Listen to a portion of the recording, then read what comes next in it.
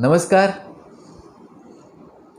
गुरु पूर्णिमा का पवित्र दिन आ रहा है। तो गुरु पूर्णिमा पर हजारों लाखों शिष्य अपने अपने गुरुदेव को नमस्कार करते हैं। सिर्फ गुरुदेव को ही नहीं, गुरुदेव की पादुका को नमस्कार करते हैं। तो जो लोग नहीं जानते इस प्रथा के विषय में, या तो ज़्यादा जानकारी नहीं है, तो वो पूछते हैं कि गुरु पादुका को नमस्कार कैसे, उसका क्या महत्व है।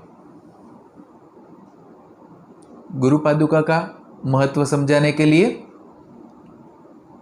दो उदाहरण, दो कहानी हम समझेंगे प्राचीन काल से अर्वाचीन काल तक की, ताकि हमें बहुत अच्छी तरह से समझ में आ जाएगा। प्राचीन काल की बात करूं तो प्राचीन काल की जो कथा है भगवान श्री राम की, आप सब जानते हैं कि भगवान श्री राम जी ने जब वनवास का स्वीकार किया और अयोध्या से चित्रकूट धाम पर गए, वहां पर पहुंचे,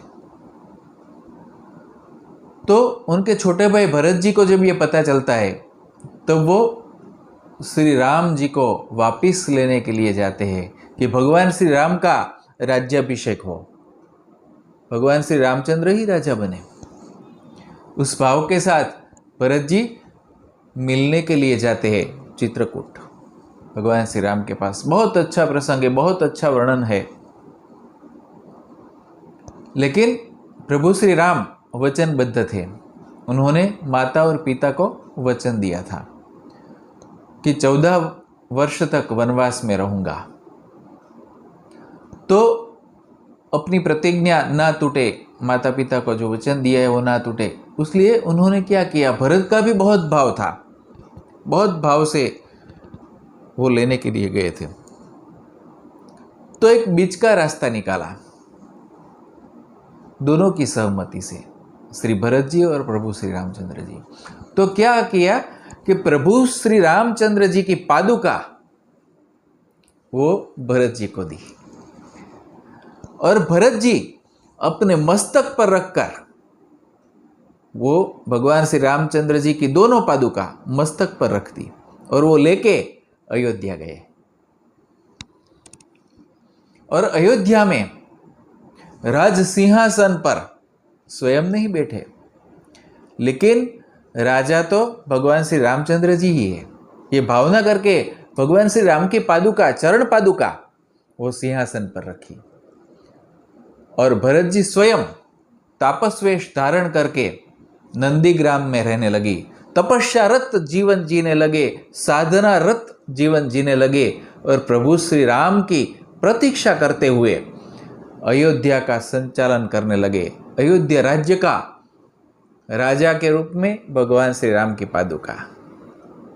लेकिन उनके आदेश के अनुसार प्रभु श्री रामचंद्र जी की पादुका से जो प्रेरणा प्राप्त हो, पादुका का पूजन करके उनकी प्रेरणा के अनुसार राज्य का संचालन करते थे, यानी निमित्त मात्र बन गए थे।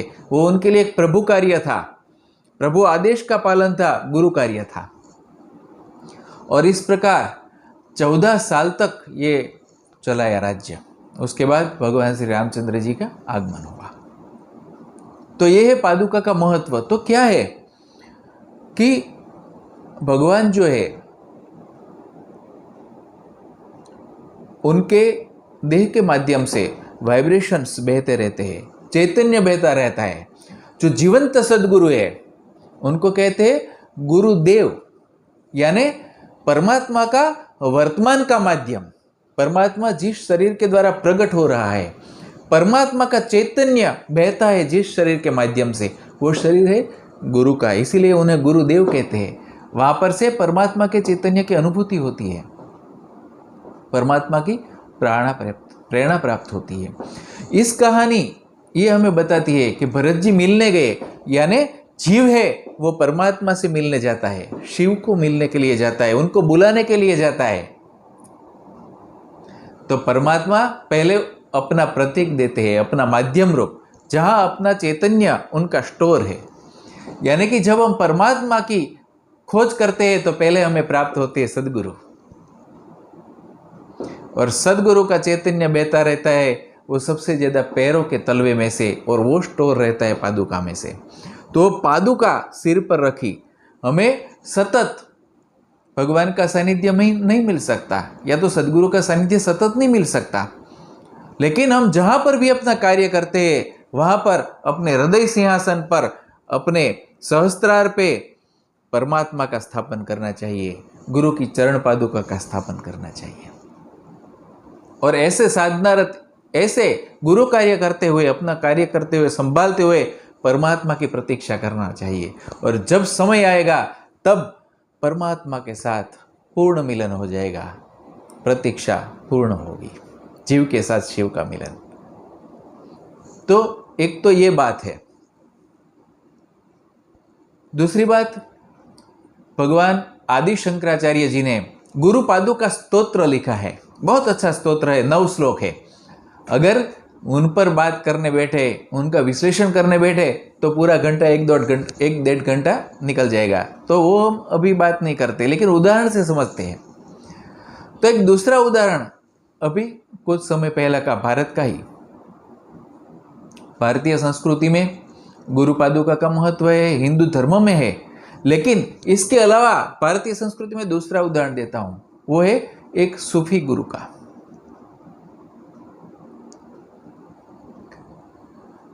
बात है निजामुद्दीन औलिया और अमीर खुसरो की। दिल्ली में निजामुद्दीन औलिया थे और मुल्तान में उस समय अमीर खुसरो थे। वो मुल्तान के राज्य दरबार में बहुत महत्वपूर्ण पद पर थे और गुरु के दर्शन के लिए आते थे। तो एक बार उन्हें लगा कि नहीं, अब तो गुरु के सानिध्य में ही रहना है, बहुत कर ली ये राज्य की सर्विस, अब वहाँ पर इस्तीफा देता हूँ, मैं नौकरी छोड़ता हूँ राज्य की, चाहे बहुत अच्छी पोस्ट है, लेकिन मैं अपने गुरु के सानिध्य में जाना चाहता हूँ। तो निकल पड़े मुल्तान से। इधर क्या हुआ कि दिल्ली में एक गरीब व्यक्ति था, उनकी बेटी की शादी तय की गई थी, लेकिन उनके पास धन संपत्ति नहीं थी। तो किसी ने कहा कि निजामुद्दीन औलिया के पास जाओ ना, वो कुछ मदद कर दे। तो वहाँ पर वो गया गरीब व्यक्ति। तो निजामुद्दीन औलिया ने कहा कि मेरे पास तो वैसे कुछ है नहीं, लेकिन 1-2 दिन में कोई आकर मुझे कुछ अर्पण करे तो मैं तुझे दे दूंगा, तो तू 2 दिन बाद आना। तो गरीब व्यक्ति फिर से गया 2 दिन बाद, लेकिन कोई व्यक्ति ऐसा नहीं आया था और किसी ने कुछ भेंट उपहार, कुछ धन संपत्ति नहीं दी थी। तो ऐसे 1-2 बार हुआ। तो फिर निजामुद्दीन औलिया ने कहा कि देख भाई, मेरे पास कुछ है नहीं और कोई आके दे जाए तो मैं तुझे दूंगा, ऐसा सोचा था, लेकिन कोई आया नहीं है तो क्या करो। हाँ, लेकिन मेरे पास ये है, तू ले जा, ये मेरे जूते हैं, तू ले जा, अगर तेरे कुछ काम आ जाए, मेरी पादुका है, तू ले जा। तो वो गरीब व्यक्ति सोचने लगा, मैं तो धन संपत्ति लेने गया था, इन्होंने क्या दिया, वो जूते दे दिए अपने। तो वो तो लेके निकल पड़ा। तो क्या हुआ, वो दिल्ली के पास के गांव में रहता था, तो वो दिल्ली से बाहर निकल रहा था, और उस समय अमीर खुसरो जो मुल्तान से निकले थे, अपनी ज़िंदगी की सारी कमाई जो थी, वो सारी धन संपत्ति 40 ऊँट पर लादी हुई थी। तो अपने पूरे काफले के साथ वो आ रहे थे। तो उस समय दिल्ली की नज़दीक आते गए वो बाहर निकल रहा था, और आमिर खुसरो को एक सुगंध का अनुभव होने लगा, एक खुशबू बहुत सुंदर, जो गुरु की उपस्थिति की सूचक थी। मित्रों, समर्पण ध्यान के कई साधकों ने अपने गुरु की उपस्थिति का अनुभव किया है, सुगंध के रूप में, ध्यान में भी और प्रत्यक्ष जाने पर भी। और मित्रों, मेरा स्वयं का अनुभव है, मेरी स्वयं की समर्पण ध्यान की यात्रा थी, वो एक दिव्य सुगंध के अनुभव से शुरू हुई थी, जिसका वर्णन ना हो सके। और उसके बाद कई बार उस गुरु की दिव्य उपस्थिति अनुभव की है। वो परमात्मा के आशीर्वाद है, सौभाग्य है, गुरु कृपा है। तो इस प्रकार आमिर खुसरो को भी अपनी गुरु की सुगंध आने लगी। वो देखने लगा कि कहाँ है, मेरे गुरु है क्या, कहाँ कोई दिखाई नहीं दे रहा था। जैसे जैसे वो नज़दीक आता गया वो सुगंध बढ़ रही। जैसे क्रॉस हुई उसको पता चला कि नहीं, इसी व्यक्ति के पास कुछ गुरु की कुछ तो चीज़ है। तो उन्होंने कहा कि रुक, तो कहाँ से आ रहा है? तो उसने बताया कि यहाँ से आ रहा हूँ, ये सब बातें। तो उसने कहा अच्छा, ये जूते हैं वो तू मुझे बेच सकता है क्या? तो उसने कहा हाँ ज़रूर, मैं तो धन लेने गया था, लेकिन आप इतना इस जूते के कितने पैसे दोगे, कितना दे सकते हो? आमिर खुसरो ने कहा ये 40 ऊँट है ना, उस पर मेरी पूरे जीवन की कमाई है। तो 40 ऊँट में से सिर्फ 1 ऊँट जो है मेरे पास रखकर बाकी 39 ऊँट और उसकी सारी संपत्ति मैं तुझे दूंगा। फिर भी ये मैं पूरी कीमत तो नहीं दे सकता, मेरा सामर्थ्य ही नहीं है कि गुरु के पादुका का मूल्य चुका सकूं।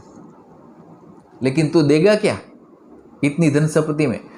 वो गरीब व्यक्ति तो बहुत खुश हो गया, आनंदित हो गया। उन्होंने कहा जरूर जरूर। उन्होंने वो 39 ऊँट संपत्ति साथ ले लिया और वो पादुका दे दी, उनकी जूती दे दी। और आमिर खुसरो गए और वहाँ पर जाकर अपने गुरु के चरणों में वो पादुका रख दी, उनकी जूते रख दिए।